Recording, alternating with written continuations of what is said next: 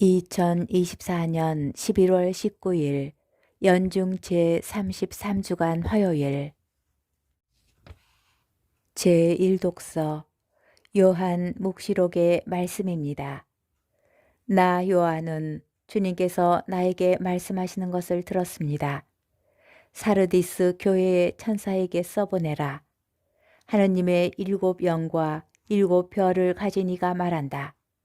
나는 내가 한 일을 안다. 너는 살아있다고 하지만 사실은 죽은 것이다. 깨어 있어라. 아직 남아있지만 죽어가는 것들을 튼튼하게 만들어라. 나는 내가 한 일들이 나의 하느님 앞에서 완전하다고 보지 않는다. 그러므로 내가 가르침을 어떻게 받아들이고 어떻게 들었는지 되새겨 그것을 지키고 또 회개하여라. 내가 깨어나지 않으면 내가 도둑처럼 가겠다. 너는 내가 어느 때에 너에게 갈지 결코 알지 못할 것이다. 그러나 사르디스에는 자기 옷을 더럽히지 않은 사람이 몇 있다. 그들은 흰 옷을 입고 나와 함께 다닐 것이다. 그럴 자격이 있기 때문이다. 승리하는 사람은 이처럼 흰 옷을 입을 것이다. 그리고 나는 생명의 책에서 그의 이름을 지우지 않을 것이고 내 아버지와 그분의 천사들 앞에서 그의 이름을 안다고 증언할 것이다. 귀 있는 사람은 성령께서 여러 교회에 하시는 말씀을 들어라. 라오디케이아 교회의 천사에게 써보내라. 아멘 그 자체이고 성실하고 참된 증인이며 하느님 창조의 근원인 이가 말한다. 나는 내가 한 일을 안다. 너는 차지도 않고 뜨겁지도 않다. 내가 차든지 뜨겁든지 하면 좋으련만. 내가 이렇게 미지근하여 뜨겁지도 않고 차지도 않으니 나는 너를 입에서 뱉어버리겠다. 나는 부자로서 풍족하여 모자람이 없다 하고 내가 말하지만 사실은 비참하고 가련하고 가난하고 눈멀고 벌거벗은 것을 깨닫지 못한다. 내가 너에게 권한다.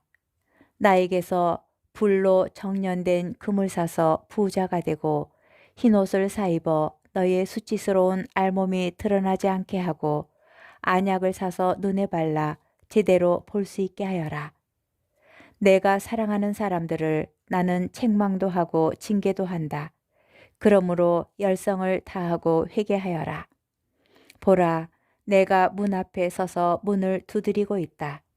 누구든지 내 목소리를 듣고 문을 열면 나는 그의 집에 들어가 그와 함께 먹고 그 사람도 나와 함께 먹을 것이다.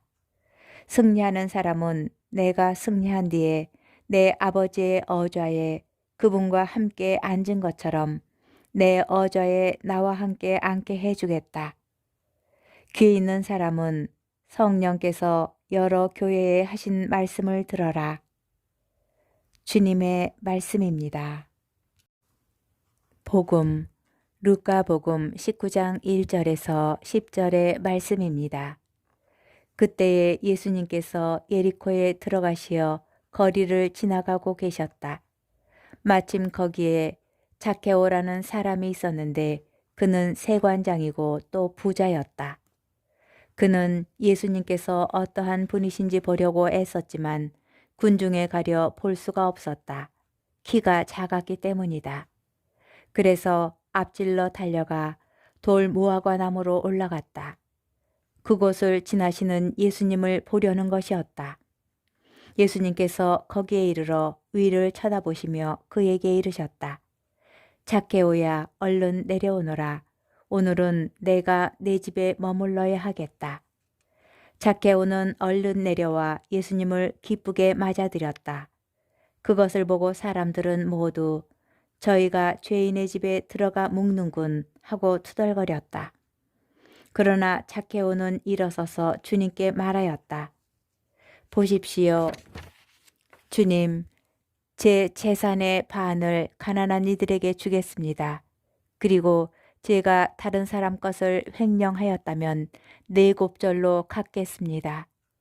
그러자 예수님께서 그에게 이르셨다.